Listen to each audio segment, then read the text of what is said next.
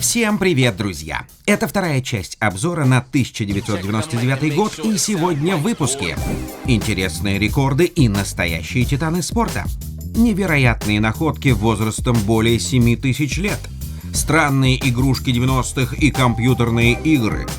Под эту музыку танцуют все, включая диких детей и маленьких животных. Россия снова в центре скандалов. Избран новый символ всей Франции, а также церемонии «Оскар» и Каннский фестиваль. Научные открытия и множество других событий со всего мира прямо сейчас. Друзья, напишите любой комментарий под этим видео, это очень поможет развитию канала, а также не забывайте ставить палец вверх и делиться роликом в соцсетях.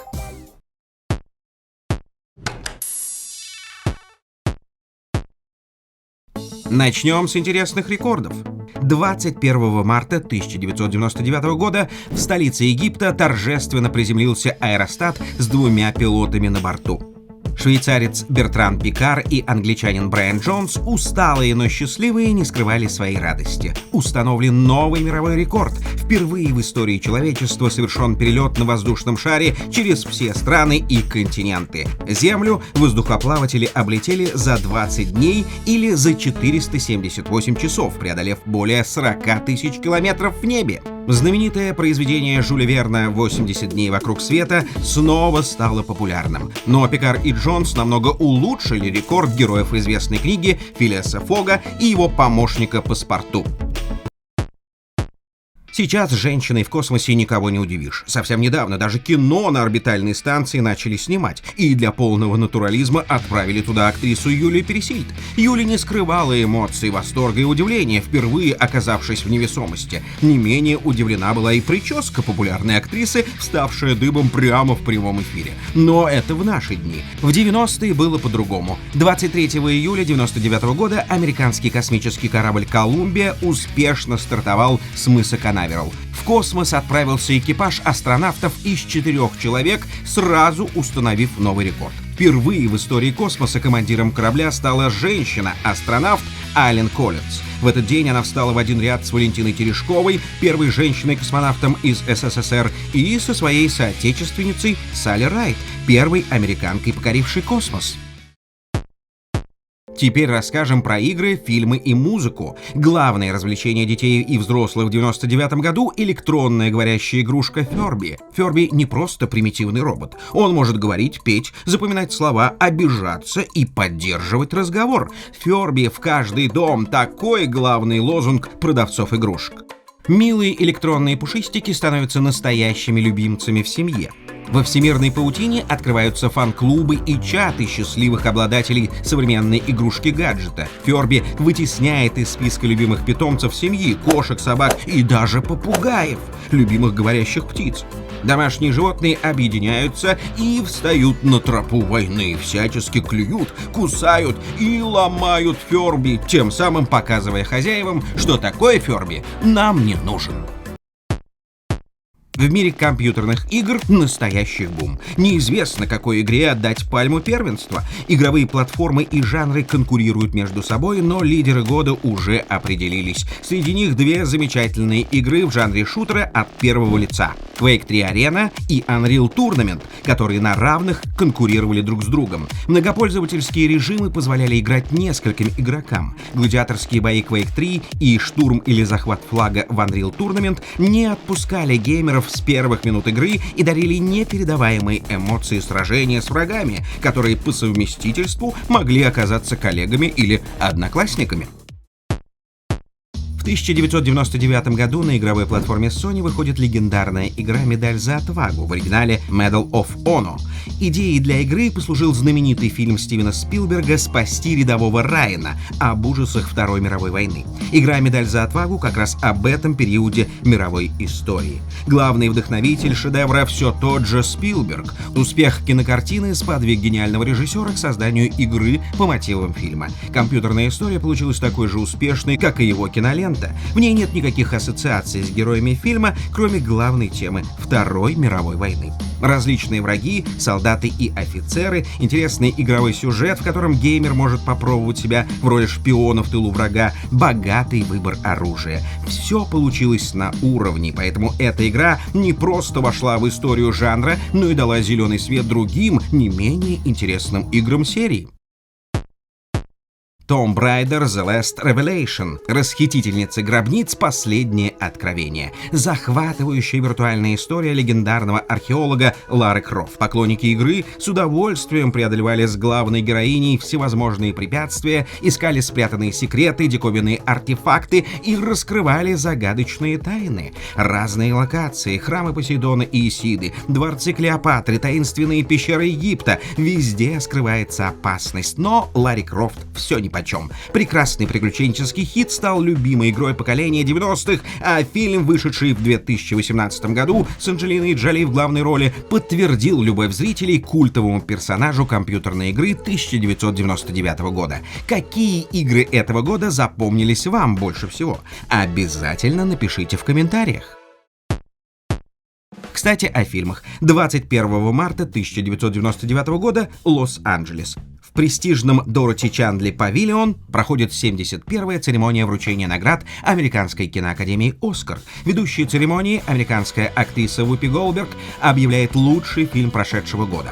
Им становится лента «Влюбленный Шекспир» британского режиссера Джона Мэддена, рассказывающая об истории любви известного драматурга во время его работы над пьесой «Ромео и Джульетта». «Влюбленный Шекспир» бьет все рекорды и завоевывает сразу 7 высших наград Академии, в том числе приз лучшей актрисы, приз лучшей актрисы второго плана и приз за лучший оригинальный сценарий. За океанской премией все ясно, но какие фильмы станут победителями в Европе? На эти вопросы должен был ответить старейший кинофорум Старого Света в живописном курортном местечке под названием Канны.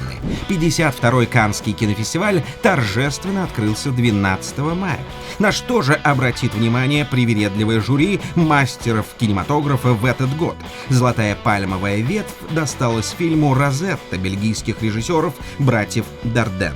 Гран-при фестиваля по праву французской картине «Человечность» Брюно Дюмона. Оценки жюри Каннского фестиваля показали важность обыкновенной жизни простых людей в этом виде искусства. Не гламурной обертки, а всех ее проявлений, человеческих отношений, людских надежд и судеб. Друзья, для нас лучшей оценкой будут ваши комментарии, лайки и подписка на канал, а также поддержка по ссылкам в описании. Спасибо вам за участие в развитии канала. Музыка вновь будоражит души поклонников и открывает сердца влюбленных в нее. В мировых хит-парадах 1999 года 3 лидера. Год проходит под знаком американской певицы Шер, юной Бритни Спирс и Mambo No. 5 Давида Лубеги, музыканта из Германии, представившего меломанам новую версию инструментальной мелодии кубинского композитора Переса Прадо, которую тот сочинил еще в 1949 году. Зажигательная латиноамериканская мамба завоевывает мир. Весь мир танцует мамбу. Танцуют студенты и домохозяйки, военные и политики, дети и животные. Mambo No. 5 – одна из самых популярных и продаваемых в мире композиций 1999 года. Музыкальную премию Грэмми получает американская рок-группа Сантана. 17-й альбом музыкантов с оптимистичным названием Supernatural признан альбомом года. В Северной Америке он стал платиновым и самым успешным в истории группы. Ошеломительные продажи альбома впечатлили бы и сейчас любую поп- или рок-группу. 15 миллионов проданных копий только в США. Как ни странно, в России известность коллектива и ее лидера Карлоса Сантаны была и остается невысокой. Российским ценителям музыки намного милее сердцу творчество певицы Жасмин, уроженки древнего Дербента, в миру Сары Монахимовой, которая дебютировала в российском шоу-бизнесе как раз в 1999 году с композицией «Так бывает». Да, так бывает в жизни. Особенно в контексте изучения исторических событий, яркие примеры которых мы с вами обсуждаем на нашем канале. К мировым событиям. Во Франции избрана новая Марианна. Марианна — собирательный образ страны в виде смелой, прекрасной девушки, символ свободной Французской республики, олицетворение девиза «Свобода, равенство, братство». Был учрежден в Париже в 1792 году во время Великой Французской революции. Бюсты и скульптуры Марианны, считайте, свободолюбивой Франции, стали обязательными национальными символами и располагаются с тех пор во всех государственных учреждениях, в том числе судах и муниципалитетах. До 1970 года образ Марианны был собирательный, а затем представители городов страны стали выбирать символ свободной Франции из известных, красивых и талантливых женщин Пятой Республики. В свое время Марианной были актрисы Бриджит Бардо, Катрин Денев и певица Мирей Матье. А вот в 1999 году ей стала уроженка Корсики, прекрасная топ-модель Летиция Каста. Центральный Китай, провинция Хэнань. Археологи во время раскопок поселений эпохи неолита делают сенсационное открытие. Обнаружены уникальные музыкальные инструменты древней цивилизации. Флейты, изготовленные из полых птичьих костей с диковинным орнаментом. Флейты достигают длины 20 сантиметров и оцениваются исследователями как прекрасно сохранившиеся. Возраст предметов оценивают в период от 7,5 до 9 тысяч лет. Но что археологи заявляют безапелляционно, что найденные флейты — самые древние музыкальные инструменты в истории археологических находок. 1 июля 1999 года впервые после 300-летнего перерыва открылось заседание парламента Шотландии. История парламентаризма гордой Шотландии уходит в историю страны XIII века. Освободительные войны шотландцев против английского гнета прекрасно показаны в фильме «Храброе сердце» с Мелом Гибсоном в главной роли. В 1707 году шотландский парламент перестал существовать после Великого объединения Англии и Шотландии в королевство Великобритания, однако призывы о самостоятельности звучали после объединения постоянно. Свободолюбивые настроения особенно усилились в 60-х годах 20 века после обнаружения у берегов Шотландии запасов нефти.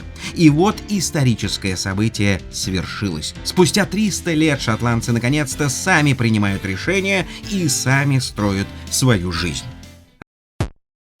Россия снова на первых газетных полосах в мире и снова в центре скандала, на этот раз коррупционного. 19 августа газета New York Times выходит с сенсационной статьей. Свыше $10 миллиардов. Фантастической суммы для восприятия на слух и сегодня проходит через счета неприметной и никому неизвестной фирмы Benex, основанной бывшими гражданами Советского Союза. По мнению ФБР, таким образом отмываются не совсем чистые деньги. Уже 27 августа Конгресс США решает начать расследование о происхождении этих средств. Конгрессмены участвуют в жарких дебатах, а в мире разгорается скандал Russiagate, и начинает формироваться образ России в мире как криминальной и коррупционной страны. Масло в огонь подливает громкие разоблачения в самой России. Одно из главных одиозных событий года — скандал с названием «Человек, похожий на генерального прокурора». Эта крылатая фраза появилась с легкой руки в то время председателя ВГТРК Михаила Швыдкова и мгновенно закрепилась в информационном поле страны. Обнародованная скрытая видеозапись эротических утех человека, похожего на генерального прокурора Юрия Скуратова с двумя девушками, похожими на девушек с низкой социальной ответственностью, смотрит вся страна в программе Сергея Доренко. Видеозапись вбрасывают в момент важного политического противостояния президента и парламента. Грязное дело — это политика, но интересное, говорят пенсионеры, прибавляют звук своих телевизоров и садятся поближе к голубым экранам. Хлеба в стране после дефолта еще немного, но зрелище хоть отбавляй. 8 декабря 1999 года вошло в историю России и Белоруссии как дата подписания договора о создании союзного государства. Россия и Беларусь — соседи и всегда были близки друг к другу, поэтому подписание договора было лишь делом времени. Началось поэтапное строительство единого экономического, таможенного, культурного и гуманитарного пространства. За прошедшие 20 лет страны не потеряли свое лицо и свою индивидуальность, интеграционные процессы продолжаются. Главным достижением договора стала возможность свободного передвижения граждан двух стран по всей территории союзного государства и выбор места жительства, работы и учебы. В мире науки снова открытие. На этот раз ученые официально представили общественности крупнейшую в мире бактерию диаметром почти в сантиметр. Для этой бактерии и микроскоп не нужен. Любознательные любители микроорганизмов могли за ней наблюдать невооруженным глазом без каких-либо оптических приборов. Африканская бактерия, обитающая у берегов Намибии, получила красивое название Теомаргарита набиенс, что в переводе звучит как «намибийская серная жемчужина». Такое название бактерия получила, потому что клетки содержат микроскопические гранулы серы, которые преломляют свет и заставляют клетку сиять подобно жемчужине. 1999 год стал годом открытия не только бактерий, но и новых видов животных. Всего ученые описали более 70 видов и подвидов самых разных животных, птиц и насекомых, среди которых перуанская шиншилловая крыса и японская черная кошачья акула. От бактерий и насекомых к настоящим титанам. В мире бокса 99 год стал годом триумфа украинского боксера-тяжеловеса Виталия Кличко. 26 июня Виталий победил британца Херби Хайда и стал новым чемпионом мира в тяжелом весе по версии Всемирной боксерской организации. 11 ноября Виталий Кличко официально вошел в Книгу рекордов Гиннесса как боксер-тяжеловес, первый в истории, выигравший 26 поединков нокаутом и затративший на это самое короткое время. В этот же год британский тяжеловес боксер-профессионал Леннокс Льюис объединил 3 других мировых боксерских титула, победив в поединке легенду профессионального бокса американца Эвандера Холлифилда. Поклонникам бокса очень хотелось увидеть сумасшедший боксерский поединок двух чемпионов-тяжеловесов, но, к сожалению, супербоя между Кличко и Льюисом в этом году так и не случилось. Бой состоится лишь в 2003 году, но об этом мы расскажем в следующих выпусках. Подведем итог этого выпуска и расскажем о планах на будущее. Сегодня мы вспомнили о необычных рекордах, отличных фильмах, музыке, играх, спортивных достижениях, возможно, узнали что-то новое для себя. Однако это только начало, ведь наш девиз — вспомнить все, вспомнить и рассказать вам. Этот выпуск получился не такой мрачный, как предыдущий, хотя и в нем хватало позитива, несмотря на все ужасы войны и политических волнений. Что касается планов на следующие выпуски. 1998 год нам с трудом удалось уместить в 5 видео, 99-й же будет чуть скромнее, и следующая 3-я часть будет заключительной, после чего наступит время обзоров на 2000 год, вместе с которым мы шагнем в 21 век. Если вам понравился выпуск, не забывайте писать комментарии, ставить пальцы вверх и подписываться на канал, а также поддерживать нас по ссылкам в описании. Спасибо вам и до скорых встреч, друзья!